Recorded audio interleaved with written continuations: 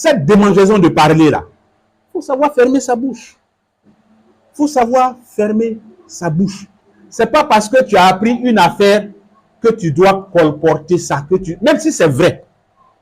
C'est pas parce que l'affaire est tombée dans ton oreille que tu dois aller en même temps. Ta bouche est devenue distributeur automatique d'affaires. Donc tu vas donner, tu vas donner, tu vas donner. Ceux même que tu n'as pas rencontré là, tu vas faire texto, tu vas faire statut. Ils n'ont qu'à savoir aussi. Tu vas donner, ventiler, distribuer. C'est quoi? C'est pour dire que quoi? Que c'est toi qui as toutes les nouvelles quoi. Dans l'église là, c'est toi qui es au courant de tout. Donc la plaque tournante. S'il y a une nouvelle affaire dans l'église à toi, tu dois être... et malheureusement, il y a des gens qui ont une renommée comme ça. Hein. Il y a des gens qui ont une renommée comme ça. Il n'y a pas affaire qui les dépasse.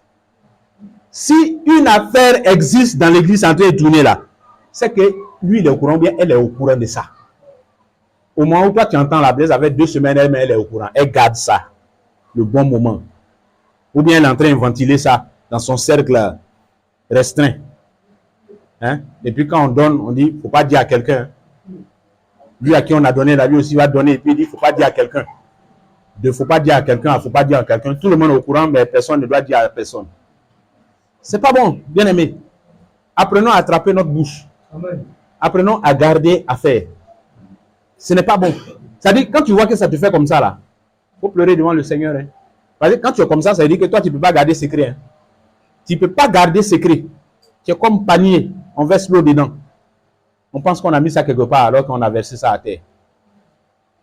Quand tu es comme ça, que tu as appris une affaire, en même temps, ton cœur commence à trembler parce que il faut que tu dises ça à quelqu'un, il faut que tu dises ça aux gens. Ce n'est pas bon. Ça veut dire que toi, là, on ne peut pas avoir confiance en toi.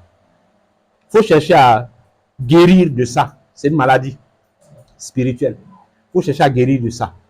Il faut chercher à devenir quelqu'un qui peut entendre des choses et puis ça reste avec lui, avec elle. Ça reste dans son ventre.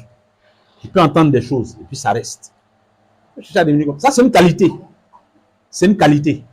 Il faut chercher ça. Il ne faut pas être prompt à ouvrir la bouche pour colporter les nouvelles, colporter les mauvaises nouvelles, colporter les faux témoignages, colporter les choses pour lesquelles on ne t'a pas envoyé. On ne t'a pas envoyé. On n'a pas dit qu'il faut aller dire aux gens. Calme-toi, tais-toi, garde. Oui. Papatoya là. Papatoya. Béré. Prenons plaisir dans notre esprit là à parler bien des gens.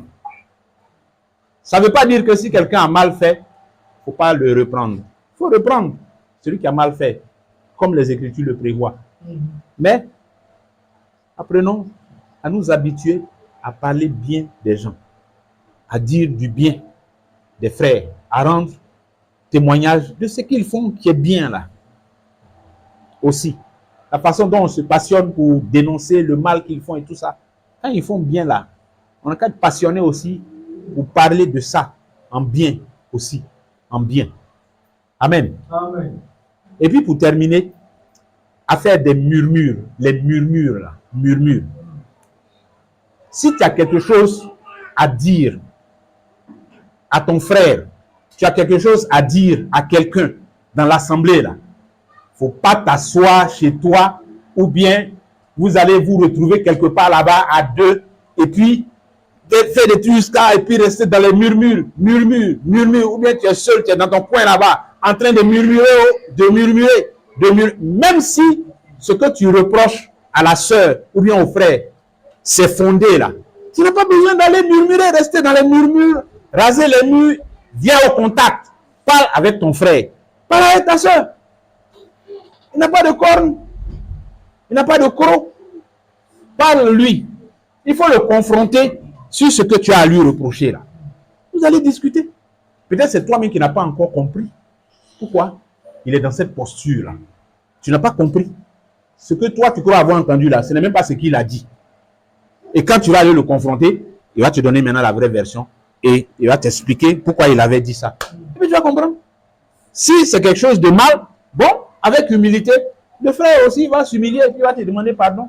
Mais si c'est une chose dans laquelle, bon, en fait c'est toi qui avais mal compris, ça aussi ça va être tu seras éclairé là-dessus.